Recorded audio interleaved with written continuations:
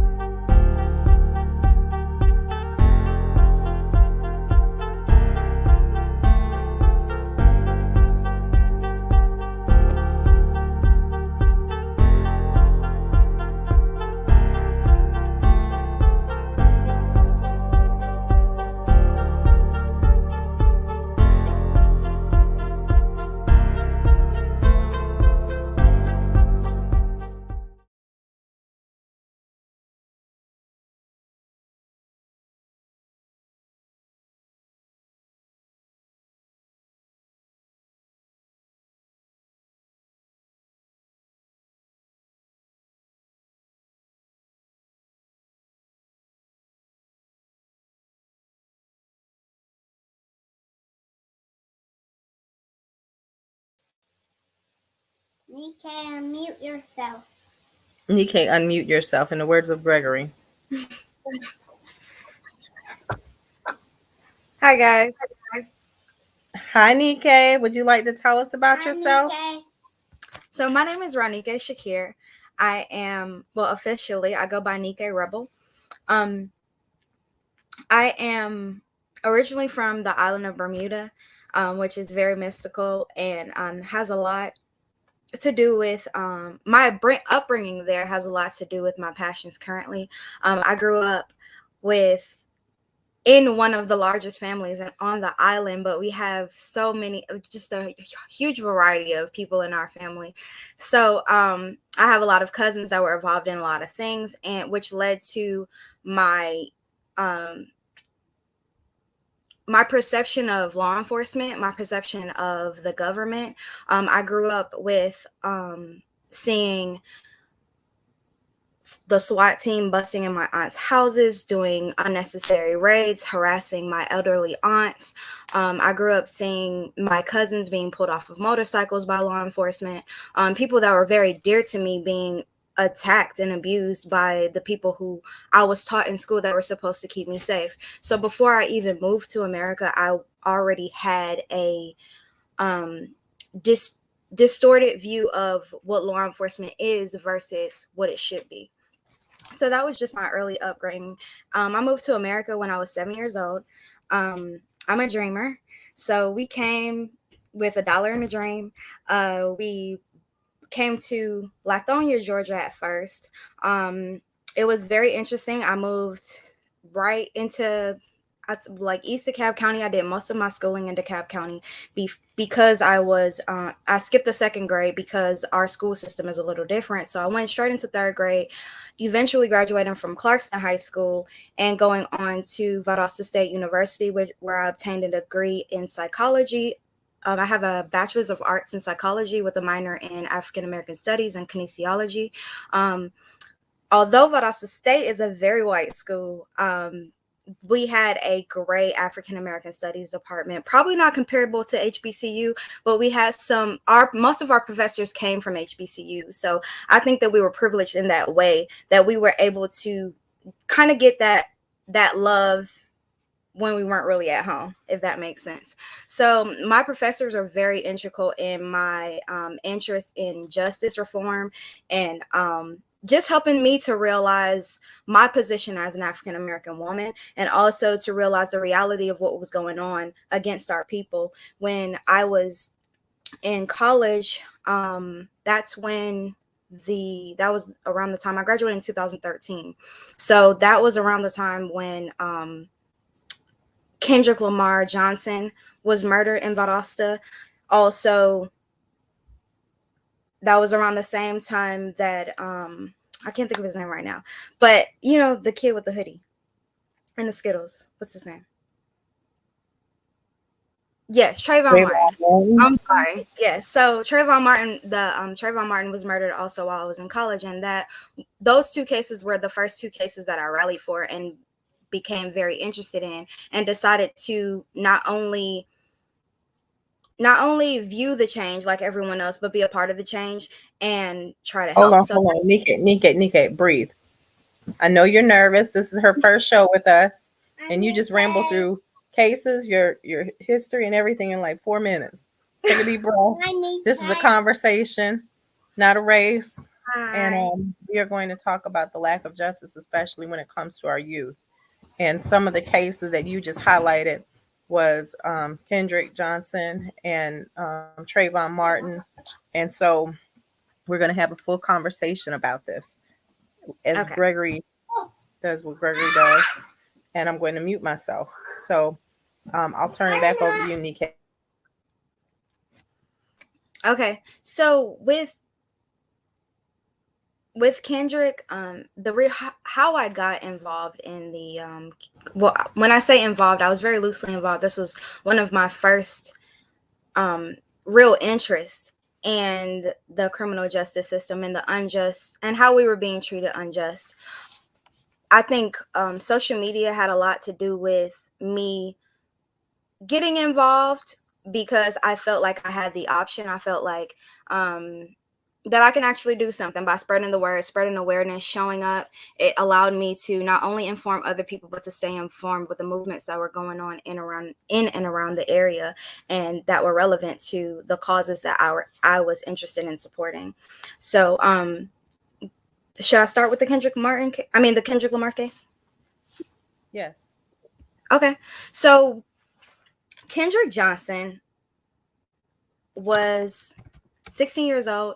He was I want to say he was a sophomore at Lowndes County High School. That was like 5 minutes from where I lived when I went to school in Valdosta. When it originally happened, just going off memory, how we found out maybe 3 days after, because that's when the autopsy photos were released. And that's when... Wait, slow down. You found out 3 days after it originally happened, or 3 days after mainstream media got so mainstream... Okay, so let me rewind. So Kendrick Johnson went missing on January 10th. His family called up to the school, said he didn't come home. He was an active member on the football team, the basketball team at his school. He was well known. Just to give a little history on Valdosta, it's a very split city, very divided, just like most of the country, but because it's smaller, it's more obvious, I would say. It's definitely more obvious than being in a bigger city like Atlanta. So when I moved there, it was kind of instant. You realize that you're not as welcome as bigger cities. People don't necessarily curb their racism. So most of the schools are kind of split, black and white. Valdosta County is known as the black school, and Valdosta City School is known as the black school, and Lowndes County is known as the white school. But Kendrick went to Lowndes County, and he went missing on January the 10th. His family called up to the school, said he didn't come home. They called the police department, reported him missing. And it wasn't until January 11th that his body was found in the old gym of his high school, because the school had just gotten renovated. And the old gym of his high school, his body was found wrapped inside of a gym mat. And the coroner and the DA, the Lowndes County Sheriff Department, never ruled it a murder. They never really investigated it until his family went farther to kind of push them into it. Originally, students found his body. They were in the gym, they were looking for something, and they looked over and they saw what they thought was a sock. And they called a teacher. The teacher came, rolled the mat open, and realized that it was Kendrick's body inside of the mat. His face was swollen beyond recognition. He was obviously beaten. His shoes were off, and they immediately called the sheriff's department, who then came and called the current coroner. Now the coroner, there's so many different reports, but the coroner openly stated that he didn't agree with how the case was being handled from the get-go, and when he was called on to at the crime scene had been altered tremendously. He said that the body bag was open multiple times for multiple people to see his body before he was even brought to the coroner's office, which is not protocol. He said that the body had been moved before he got there. There were just so many things that weren't done usually in a murder case or a case where you would find a body. So that went up in the air. But like I said, 3 days after this happened, which would have been January 13th, his autopsy picture was released, and it went viral because he resembled Emmett Till. And of course, that hit a lot of people hard, because we remember, how it had the nation in outrage when people were able to have a visual to go with the story. And I think that also seeing the picture and hearing the stories, the rumors, because I was in the city, I was able to see the rumors. I was able to hear the rumors that were going around about him having a white girlfriend, and about him having him being in arguments with people about that and things like that. So I was able to hear those things that affected my involvement a lot, because although the story was incomplete, they didn't have much evidence to go off of it. I just felt that it was really obvious that it was more to the story and that wasn't much being done. So I really wanted to advocate for him. So did you want to bring up the... Oh, sorry. The Kendrick... I'm on me. Yeah, go ahead and bring up Kendrick's, and then I'm preparing for the story after that. Okay. All right. Do you see how to do it? Let me see how... Yep, just a second. So Nikkei actually has prepared some footage and little more detailed information for you to view. And that is what she's preparing right now.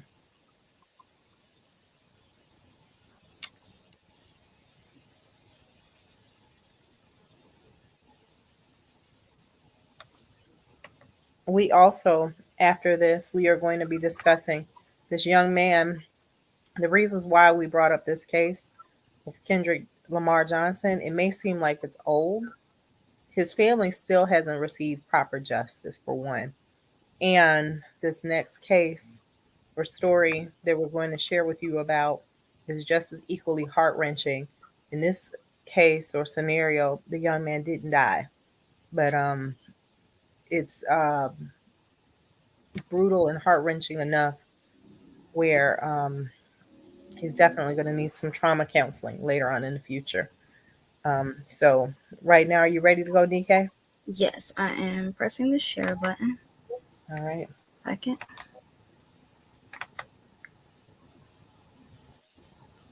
All right. Is it sharing? Nope. Oh, okay. Just a second.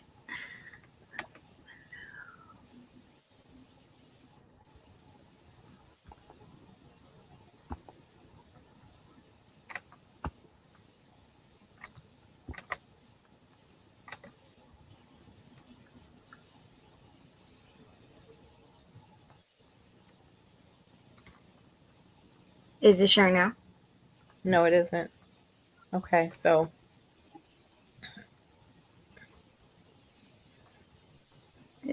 It says it is. you should be able to see it. Okay, it is. Hold on, I got it. Oh no, wait a minute. Open the tab that you're trying to share.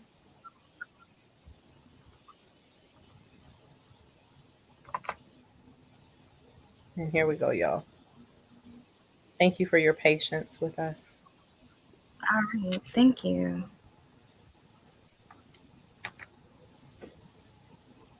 All right, Nike, you want to share what you're sharing? All right. So this is, I wanted to share just some details, I would say, just the facts behind the Kendrick Lamar story, because although I just told kind of what happened, like I said, we don't have much information about what happened the day that he passed or what actually happened to him. All we have is the evidence that's presented and then what happened following. So you see right, can you see that? Okay. So, like I said, there was a preliminary investigation and autopsy concluded that the death was accidental originally. Their claim was that Kendrick was he was on the top of the bleachers and he was reaching down into the gym mat for a shoe. I'm gonna show you the shoe in a second. They say he was reaching down into it for a shoe. However, his shoes were found on top of his body, and there was a shoe at the bottom of the mat. And I don't know, it depends on if you're familiar with gym mats. I did a lot of dance and gymnastics and a lot of tumbling, so I'm very familiar. We used to have to roll up the gym mats after. They're very heavy and very difficult to get into. Like if you were to fall into one, you would probably just stick out. You wouldn't actually go down into it. So that was just one of the conclusions that just didn't make sense to anybody, really. So the Johnson's family, they hired a private investigator. They got a pathologist to conduct a second autopsy, which concluded that blunt force trauma was actually the cause of death, opposed to asphyxiation, which was listed initially. Sorry. The U.S. So after asphyxiation was ruled out, the U.S. Attorney for Middle Georgia determined that they were going to reopen the case. Oh, sorry, my thing's going crazy. That they were going to reopen the case and conduct a formal murder investigation into KJ's death. Later, they ruled again that it was an accident. KJ's family actually sued the Lowndes County Sheriff's Department, saying that it was a conspiracy to cover up the homicide. The judge actually threw it out, and they determined that the judge ordered the Johnsons, to pay their attorney more than almost $300,000 in legal fees to them and their attorney had to pay almost $300,000 to the defendants, who was the coroner and a couple of the police officers who worked at the sheriff's department, to pay them $300,000 because they claimed that they had made up things to support their claims. Now, these are just some of the pictures of Kendrick's body. Now, if you remember what he looked like originally, he was a pretty good looking black man. And this is how he was found. This is the picture of how his body was found rolled up in the mat. You can see that the shoes that he had on were kind of, that would be on top because the mat was standing up. So this would be on top. And then the shoe that they said he was reaching for, which would be this one, was found below his body with blood next to it on the floor. There was no blood on the shoe at all, but there was blood found next to the body on the floor. They determined that there was no foul play. However, this is his face. So obviously, I mean, I'm no investigator, but I feel that it's pretty obvious that someone did something to his face. He was hit in the face somehow. They originally concluded that he looked like that because he had been upside down, and that he was asphyxiated, so that's why he looked like that. But like I said, in the later autopsy, they determined that the actual cause of death was blood force trauma to the head and neck, which caused a heart attack. So he actually died of a heart attack. And that's something that wasn't released originally, because this coroner actually determined that although he said that he didn't approve of how the investigation was held, he actually determined that he said that he removed his organs because they were too badly damaged, which delayed the evidence and the conclusion of him dying of a heart attack, because his organs were completely removed, and he stuffed his body with newspaper. So, and they didn't figure that out until his body was exhumed, and they reinvestigated and was able to determine the original cause of death. So this is just the Justice for Kendrick website. If anybody would like to get involved, his parents have still not received anything. They're getting publication. They've been in contact and represented by Benjamin Crump, who is a very prominent attorney and has a lot of experience with these type of issues. So he has been definitely making headway on this case.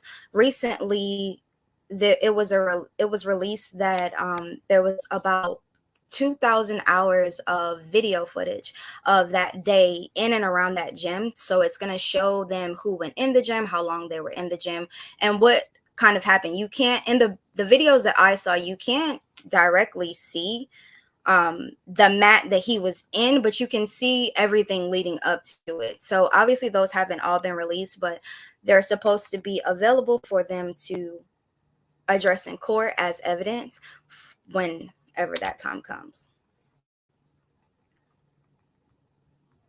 Nika, are you finished with your share? That was all I had on Kendrick. Okay. Yes. All right. All right. So I actually had the privilege of having lunch with a gentleman here in Atlanta. He was on his voice was on a show. He wasn't on the show, but his name is Mr. Jimmy Hill, whose son, Jimmy Atchison, was murdered by the police. And so while we were having lunch, no, we were actually on the phone. We were supposed to have had lunch. While we were on the phone, he shared with me about this young man named Jerry Chambers, and I'm going to show you what he tagged me in. And Mommy, can you do it? what he tagged me in so that you can see what I can see. Nika, can so you I see did it? a lot of yes. Well, not yet. Mom, can you do it? Okay. But I did do a lot of research on this case, and it's very interesting. Okay, hold on one quick second. We're going to play this. You can see it on my screen? You can see the video? Not yet, but mine's a little slow. Mom, can you Wait. Hold on. Mom, can you do it? Hold on, Nika. Okay, so Finn, if you don't mind sharing more about Kendrick while I get my screen share together, please. Oh, sure. So, just a second. Okay, I'm good. So there were a lot. Okay. Okay.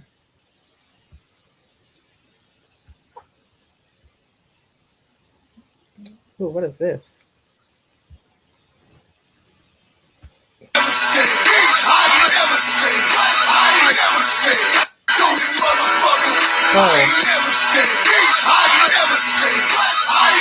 Hold on.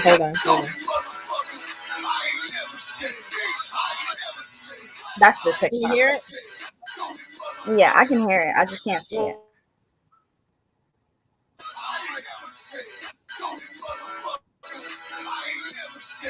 Whoa.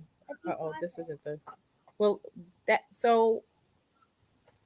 on Facebook, and the music isn't censored, which usually is censored on Facebook, so my apologies. Nika, do you mind loading up the video of the press conference? And while you do that, Mom, that's not like on YouTube. I'll get my video together. And thank you so much. Or I could start on the I have would you like me to pull up the Justice for Jerry presentation? Sure. Okay. Yes.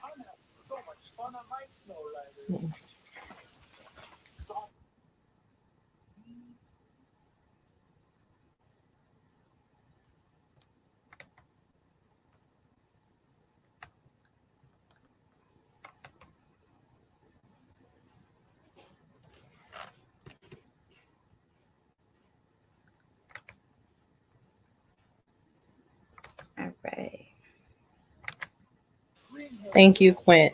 Thank you for being patient with us as we work out our technical difficulties. This is Nika and I's first time together, and I'm engineering, and that's usually not what I do. We usually have the great Robert Bryant. So,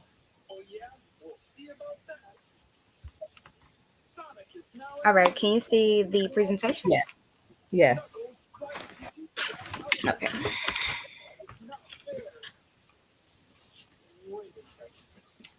So the Chambers story is very relevant to the Kendrick Johnson story in the sense that it was very obviously a hate crime. I believe in both cases, but this one it's obviously a hate crime, and for the criminal justice system in Powhatan, Virginia, not to take this serious is very heart-wrenching,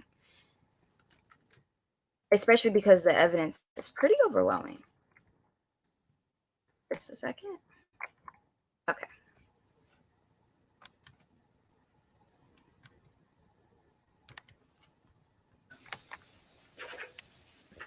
Okay, before she gets into, if you can go back, Nika. So I'll just say this to give y'all a quick rundown. This is the picture of a 16-year-old boy, young man, black man, future black leader, and or leader today.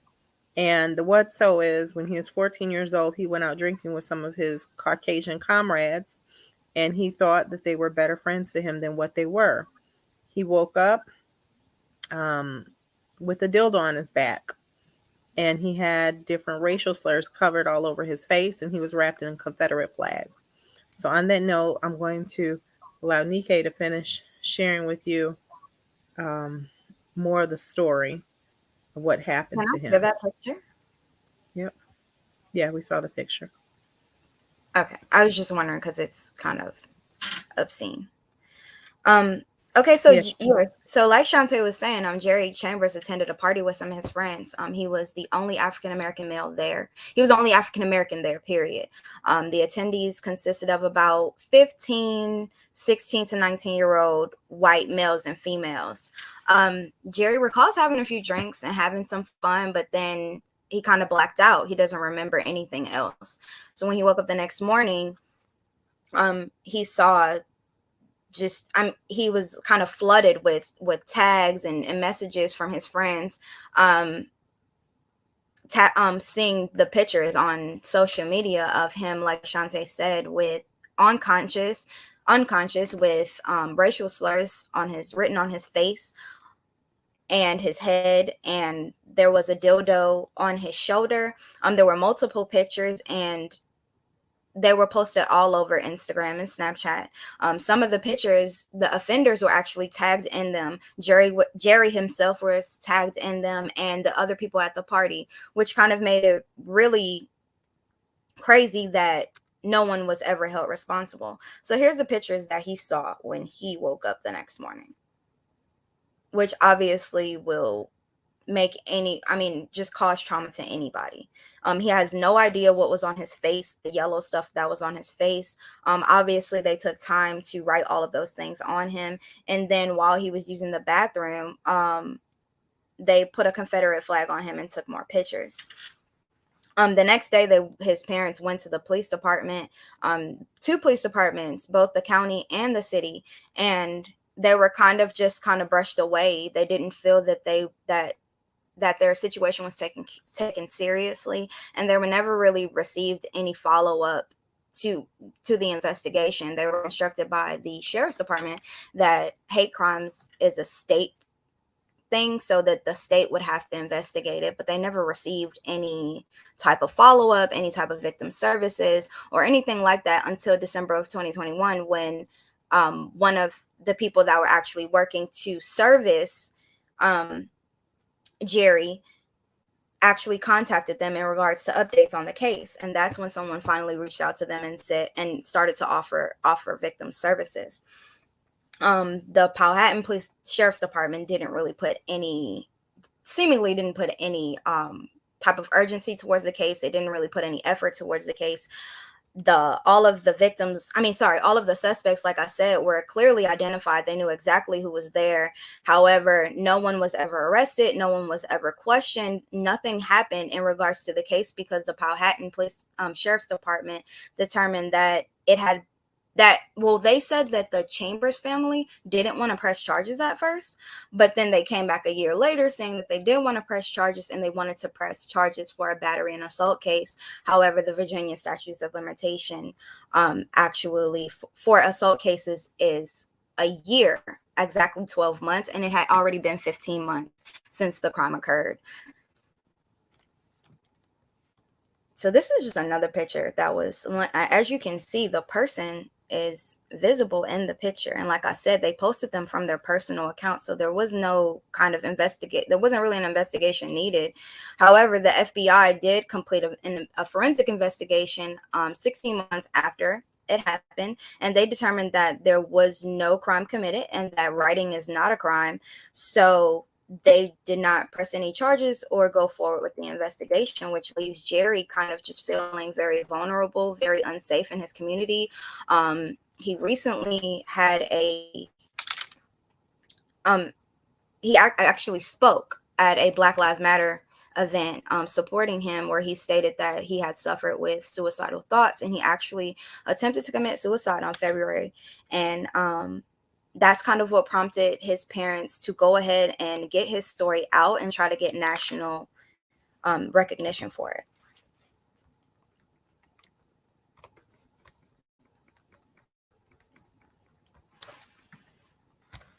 Shantae, did you have anything to add? I do. I am actually going to shift this. Move you. And this is this is actually what happened when several of the activists got involved. This is a 4-minute video. It's on Facebook. So all things relevant media or our Black media is not responsible or accountable for any of the language that may or may not be used. And we do not own the rights to any of the music utilized. And this is already distributed online on Facebook. So Facebook would be accountable for any kind of violations. Here it goes.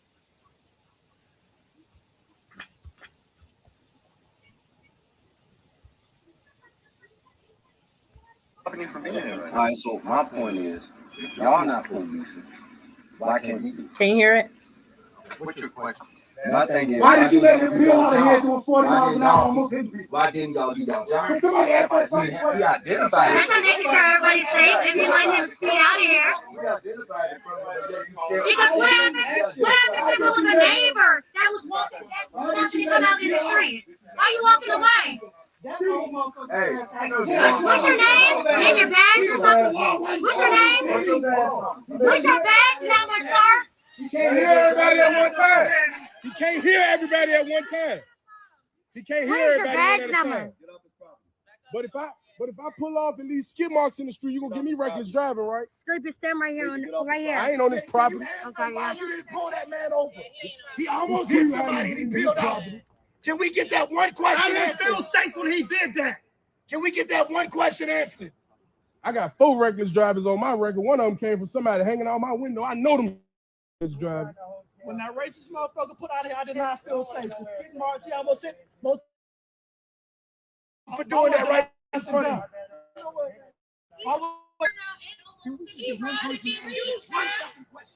You have to safety, but you ain't being safe. What the fuck? They can make safety, but they scared to happen. You can't comment on the fucking. Fuck all that. What is your badge number? Yes, can we get your badge number, please?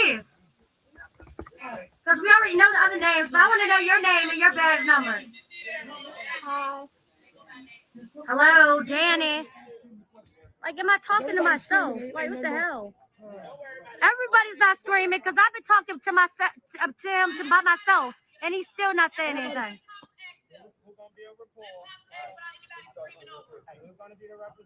Excuse me, officer. What's his name again? Danny, hello. Excuse me, Captain. Is he work for city captain? And it's not about anything that's under investigation. Is there? Why did you let him pull out here recklessly like that? Stealing wheels. But you could have pulled him over right there. You can't pull him over. That's the first badge number. So you can't pull somebody over later. He's already gone. You can't charge. Did y'all hear that shit? Hold on, I just want to clarify. So you are going to deal with it, right? You're just not dealing with it today. That's what you're saying? It can be dealt with.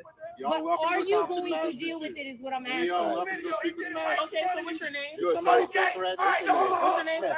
Everybody, when we leave, street times, burn the rubber and shit, and do This badge number is just 3. Yeah, badge number is 3.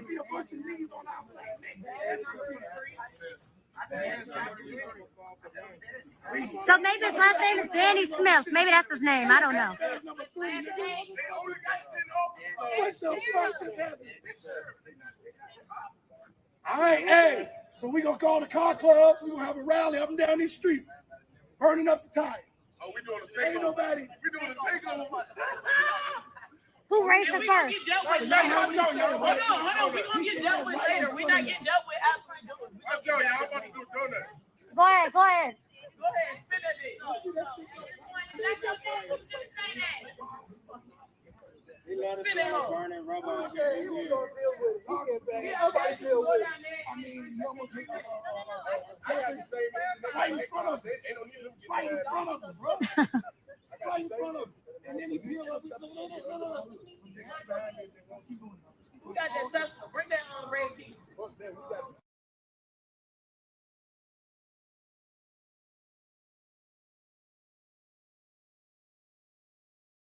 So as you see, in this case, the family's not getting that much support from the police because the police seem to be involved. Like they don't care. They're actually there at the house of the accused, protecting them. And there's a couple of more videos where later on they allow them to drive out, and what they were making reference to was the fact that they had did a burnout in leaving out of the off of the property. So here we have Nikkei. Where you at? Yeah. Okay, you ready? Can you see me? Can you hear me? I can see you and hear you. Hi, Nikkei. Hi, Nikkei. That's Gregory. Can you see my screen? Okay. All right. I'm going to add it in. You ready? So now Nikkei has ready to go for y'all. She is so wonderful. She's located at the press conference. I believe it happened yesterday. Yeah, I believe it was yesterday, and there's actually another one going on for anybody who is in and around the Virginia area. He's doing another one tomorrow at the Powhatan Courthouse. So, and there's a lot. They have a lot planned. There's someone else that is supporting him that has a couple more events lined up for them, and I'll try to find that and share that after he speaks. So he's going to share a little bit. He doesn't share exactly what happened, but he does share just his feelings and kind of how his mental state since which. Okay. Thank Nor you. was it called for. I decided to speak out for the first time publicly because I never want others who have experienced a hate crime to feel alone. I'm going to. As many of you know, I was a victim of a hate crime. It was not a joke, nor was it called for. I decided to speak out for the first time publicly because I never want others who have experienced a hate crime to feel alone. I want other victims to speak out as well. Being a victim of a hate crime definitely scars you for life. It takes away your human rights, and for me, I felt like I lost my manhood. How would you feel if you woke up to use the bathroom and looked in the mirror and saw that writing on you? How would you feel if you were physically abused with a sex toy? How would you feel if you were surrounded by guns all night, also being the only black man in the room with racists? How much more would I have to express for law enforcement to do anything about it? This was important in 2020. This is really what happens in America today, and it's sickening. This is where I'm begging for everyone's support. Whether you know me or not, I'm begging to raise awareness of the hate in our community and worldwide. I need any type of help against the suspects and law enforcement that refuse to do their job. I also want to share the impact it had on me recently. Y'all find me saying something personal? Oh, speak your piece, brother. Speak your piece, brother. On February 28th, I had a very severe suicide attempt.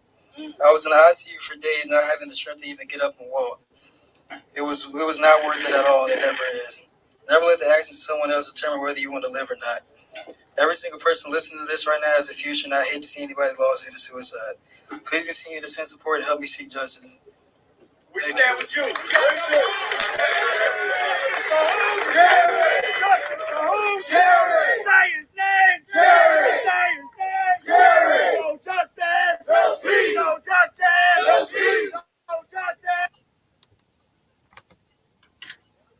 So I was just, I mean, when I was watching it, I was just watching his body language and, you know, how reluctant he was to share. And I can just tell it just happening a couple years ago. I can imagine how fresh it is.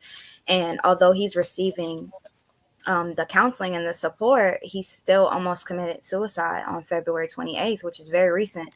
And I just felt But you know, even beyond that, like he's 16. He was 14 when it happened. So the last 2 years, I think he was 16 when it happened. He's 18 now. No. Well, really? He's Yeah. 18 now? Are you sure? Mm-hmm. Yeah. Okay. I looked because on his the original the original report they were saying was that he was 14. But okay, yeah. so even at 16, like that is enough to question your manhood. And I just want to make note that when there was the initial media, they didn't say that he was physically assaulted with the sex toy. They just made it seem like the toy was placed on his shoulder. They minimized it. The very first media report, they didn't say anything about the Confederate flag. And so why they're trying not to say that it's a hate crime makes sense. Like if it's like they're saying that writing alone isn't a hate crime, but you throw a Confederate flag into it and you throw an assault charge into it. And here we have this young man, and he's a good looking black man. He's a kid. And here it is. He's now questioning his manhood, his mental health, his future, like everything. His desire to live, because he was humiliated in front of his peers, and not even only his peers. It was broadcasted on social media, and I feel like his reluctancy has a lot to do with the fact that it's like reliving it, to have to share those images. And I had the privilege of going on his Instagram, and there's pictures from 2020, and then there's the picture from now where he's finally saying, kind of sharing his story and saying, and I feel like that says a lot, because think of a teenager it's not on social media, that was very active on social media, it's just his entire image is being questioned now because they violated him. And I think, just like his parents said, if it was a Caucasian girl or even an Asian girl, or Asian man, or anybody that's not black, it would have been a thing. It would have been an issue. And for them to minimize it as writing, as if they didn't write racial slurs. Well, if they weren't tear gas and Black Lives Matters protesters, but they're letting these 15 to 20 kids go away with nothing happening to any of them. Although they say White Lives Matter all over his black face, and they have the swastika and the N-word plastered all over this young man. So if they feel that it's just writing, when we march and protest with our signs, how is it that is a threat? But it's not a hate crime for this young man to have been terrorized. That's an act of terrorism. For them to minimize it to assault, and then like I said, sexual trauma. There's all. I mean, look at him sitting on the toilet. But because it's that happened in the workplace. I was thinking about. He said he was physically assaulted with the sex toy. He definitely. A physical assault with a sex toy isn't someone taking a sex toy and hitting it on your neck. That's not a physical assault. And you would know. So you would know as a grown man. Like, why is he sitting on the toilet with a Confederate flag on him? Like, This is just sickening, and I pray that that's not it, because it's nothing in there. He hasn't said it out loud other than physically assaulted, but it just, if you're going to be that much of a low life to go and put SWAT stickers and White Lives Matter on somebody's face, if it would have been a black person, like you said, doing the same thing, they'd be sitting in prison for the Honestly, I rest feel of their like life. even if this happened on a college campus opposed to in whomever's house, they've said, I watched another video where they openly said that a couple of the kids were connected to and just like the KJ case, like I said, is very similar, because there was rumor that the kids, that the I guess the one of the kids who have known to have a problem with KJ is actually linked to some of the sheriff's departments. Maybe there was his dad or some type of family or something, and they're saying the same thing in this case, that some of the kids are linked to police officers, and they feel that it's directly being covered up for that reason. Yeah. So hold on. It's white privilege, plainly. It is white privilege. All right, so I'm at a loss for words. Like it just, I have a 17-year-old that's almost his age, and to know it could be, I'm not gonna say I doubt that it would be Bryce. It could be Bryce. It could be any one of our children. Anytime you start thinking that it won't happen to you, it can't happen to you, that's when it ends up at your front door. So never sit too high and never look too low. Isn't that how it goes? Never look too high, never sit too low. Same difference. Don't look up to anybody and don't look down on anybody. Don't feel like anyone's better than you. Don't feel like anyone's less than you. Just be all right with where you're at, because it can always happen right where you're at. So, that family needs as much support. That young man needs so much support. And, I was that teenager at 15 that almost committed suicide. And so I can hear that conversation. It's very dark and empty space to be in. And I He just said he hope was in that, ICU for days. yeah, I just hope that young man gets the support that he needs, the love that he needs, just everything that he needs. I hope that he gets his dignity, his respect back, and anything else that may have been jeopardized or shattered because of one night. And it's effect on him and his family. His dad spoke very openly about, being the father of a son that he feels helpless. He feels like he can't save his son now because this has been done. And despite his efforts to involve law enforcement, they're not doing anything. But I would like to openly commend both parents in both situations. I know personally, I saw KJ's mom with my own eyes go to jail at the Lowndes County Courthouse because they were blocking the doors. His mom, his grandmother, I think a couple of his aunties all got arrested and went to jail, in the fight for the justice for their son. And I feel like a lot of us just won't sacrifice. There's a lot of parents that won't sacrifice that for their kids. And I just like to openly commend them because they're fighting the fight and they're making it known that my child was hurt and someone's going to do something about it. Yep. And you know what? Keep on, if you don't mind, I'm going to pull up a YouTube that I think is so relevant right now. I think.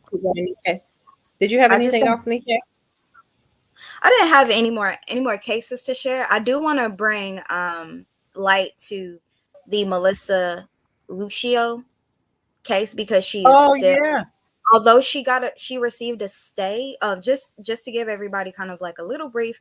Melissa Lucio, she is in Texas. She's a Hispanic woman who was charged with the murder of her 2-year-old daughter. Her daughter fell down the stairs and 2 days later she died. It was later found after she was charged with the murder and put on death row. Like literally they were going to execute her last month because they believed that she killed her daughter. And when the Innocence Project got involved, they actually found that her daughter had a disease that actually prevented her blood. It made her blood clot. So she actually died not from the fall down the stairs, but from an injury that she was healing from. Originally, they said that the injury was the result of abuse, but then after later investigation and getting expert witnesses, a pediatrician actually came forward and said that the injury that the little girl had was very common with toddlers, and it's just simple from falling from standing up. Like, it wasn't a huge thing. She was not physically abused, and she Melissa maintains her innocence.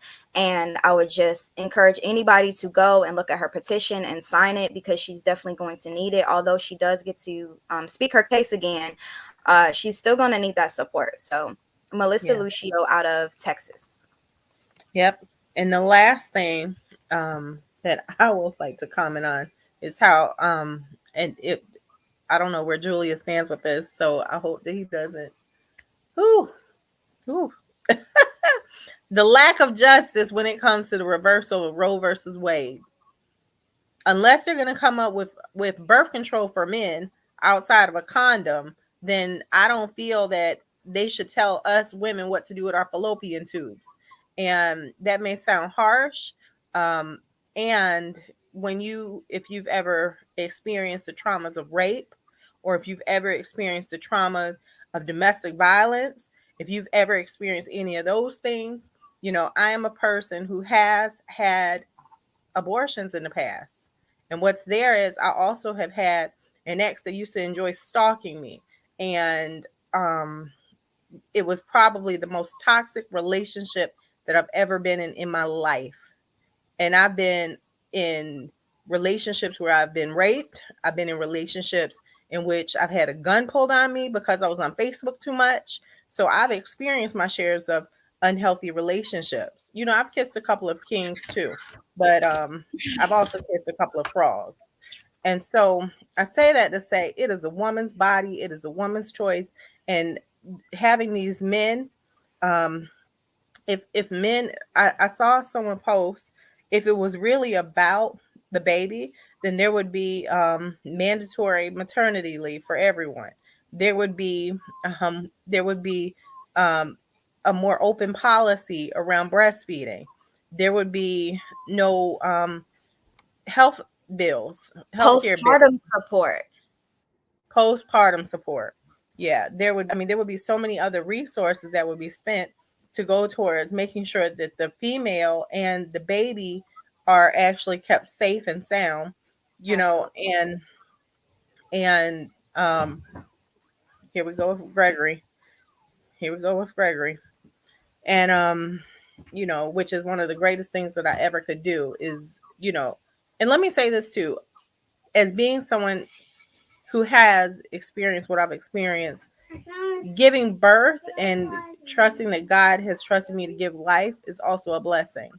Mm-hmm. And if I ever had to do it again, I'd always choose life. And I believe that it's a woman's right. It's a woman's body, because no one has to carry that baby for 9 months, 10. Gregory, stop it. 10 months. And 5 months, 6 months, however long, and then be a parent. Gregory, stop it. I'm still carrying mine, and he's too. You see Gregory standing on top of my head. See, you carry them forever. You carry them forever. And as I would say, as a naturalist, I'm a self-proclaimed naturalist. I really do go really hard into natural healing. I do not support womb trauma at all. And I don't even think I would ever advise anybody to get an abortion, but I do stand with Roe versus Wade, because I know that it is not my choice. It is not anyone's choice, especially a man, to tell a woman what she can do with her body. It's not fair. It definitely shouldn't be up to the law at all.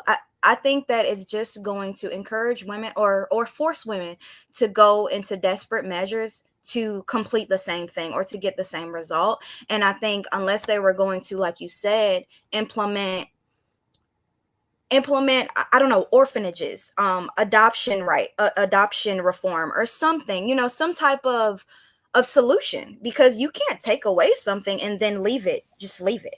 You know what I mean? I don't believe that this group of white men care that much about us. Planned Parenthood was created. It has to be like a capitalist reason, right? Well, here it is. Planned Parenthood was created because they wanted to be able to use data and count how many of us people of color were actually given abortions. And they used the embryo to create a lot of like the embryos from the babies were used inside of medical research. So And stem cells. and the placenta. So that was part of Planned Parenthood. There was a huge lawsuit about that. Now, with everything that I think is going on, you know, I'm someone who's been advocating around there being an investigation into my 2 children being trafficked. And inside of this conversation, it's huge business. Human trafficking is the biggest business right there, right out now, other than, or maybe in comparison to the prison industrial system. So Right. between the two, we're about to have all of these kids coming into the world, and we're about to have experience all of these parents under strict scrutiny of going to prison or things like that. Because one of the people I was um, speaking with, we had a full conversation of what happens to those children when they tell these moms that are on drugs and stuff, if you don't want your kid, we won't judge you, just drop them off at the hospital. Like, what happens to them? Do they go into defects? Like, how do you just drop your child off and nothing happened? And No there's birth certificate. no birth certificate. No one knows any way to track this child. And if someone cared, then they wouldn't just be dropping them off on the step.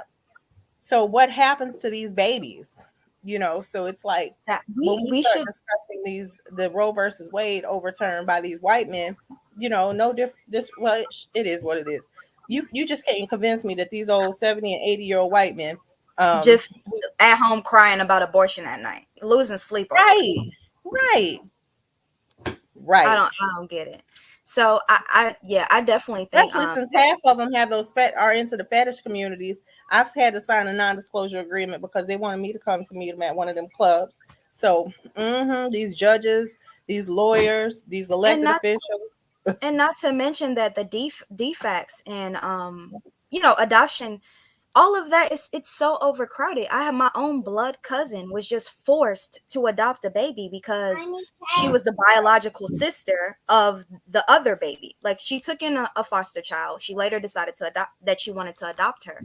When she decided that she wanted to adopt her when she was 2 years old, they told her that the same mother who was a known drug user, who has 9 kids in the system, the same mother had another baby, and that she can't adopt the baby that she had unless she takes both of them.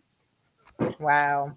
Well, when Gregory was in foster care, they wouldn't release him to my mother. They wouldn't release him to my family. They tried to get the foster parents to adopt him within the first 30 days. And this is why I'm so patient with him. Like, we do therapy. They told me that Gregory is living out the trauma that he experienced in foster care. And he doesn't have any kind of ADHD or ADDs or anything.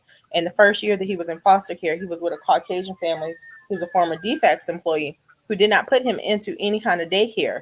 And one day my son told me, and he says it kind of sometimes, shut that N baby up. Shut that ninja baby up.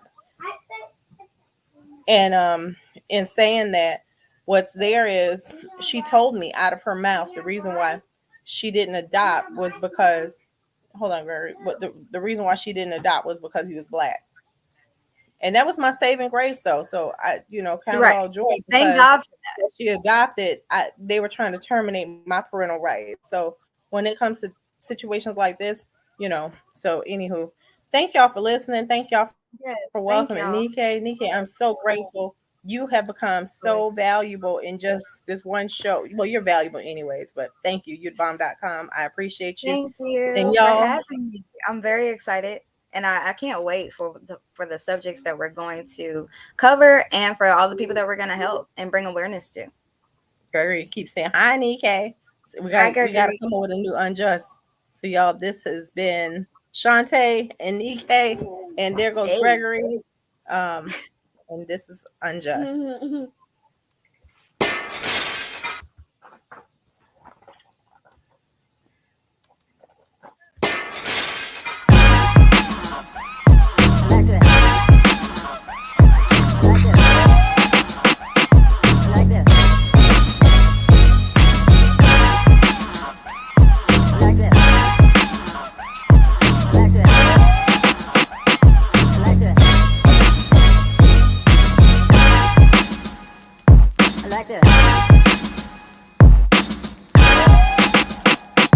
Like this.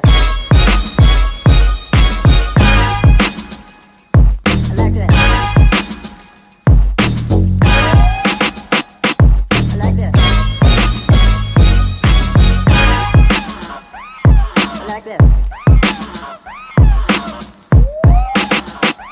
I like this. I like this. I like this. I like this. I like this. I like this. I like this. I like this.